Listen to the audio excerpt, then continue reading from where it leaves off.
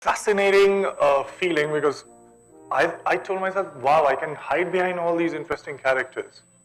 And I'll tell everybody that don't judge me because it's not me. When I play a character, I kind of find a way to fool myself, convince myself that I'm not me but somebody else. And that's such a relief. What do we do every day? Like we try and project a personality that we think we are, and it's too much of an effort.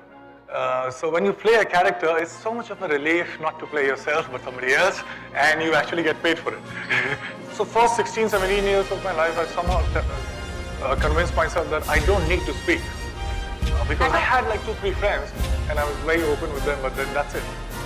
Because, like you said, I had 4 sisters. I was so pampered and protected in my family that when I used to step out as a kid, I didn't know how to deal with people. So I was like, why are they not treating me as my family?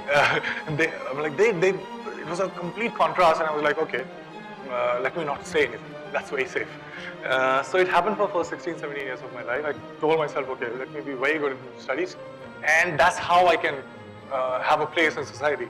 But I think Shamak was the first one who got me into dancing on stage, and I realized that okay, I can not say anything and perform in a way that I can influence people in some sort of a way.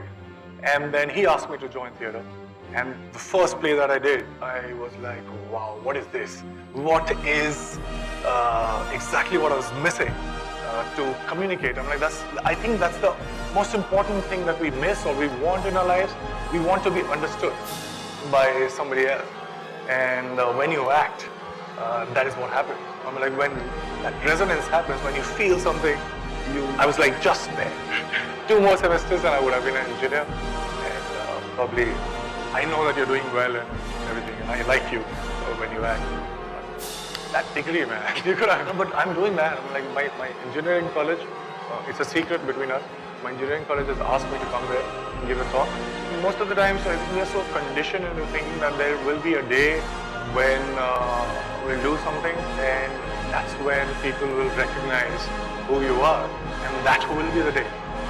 But then there is a thing in psychology which we call impact bias, where we have this tendency of overestimating the hedonic impact of anything that has to do with the future. So what we think is that, okay, if I get there, that is the thing, then everything will change.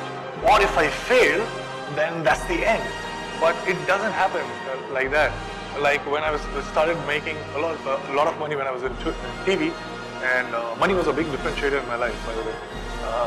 And when people started recognizing me for the first time, it's a very strange feeling. But when they did, I was feeling I was very excited. I used to go to malls and all, so that people would just. It is not what would drive you for the rest of your life. No matter how successful you are, no matter how rich or recognized you are, I think it's not pursuit of happiness. It's the habit of happiness. So when you do what you want to do, you don't care what people say. It's a very simple thing. You just need to stop and reflect what you're doing. That's it.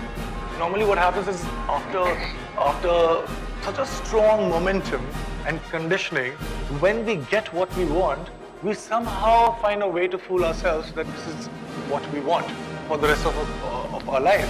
But it's not the case. If I don't know how to go about my next project, that keeps me excited. Like I'll give you an example.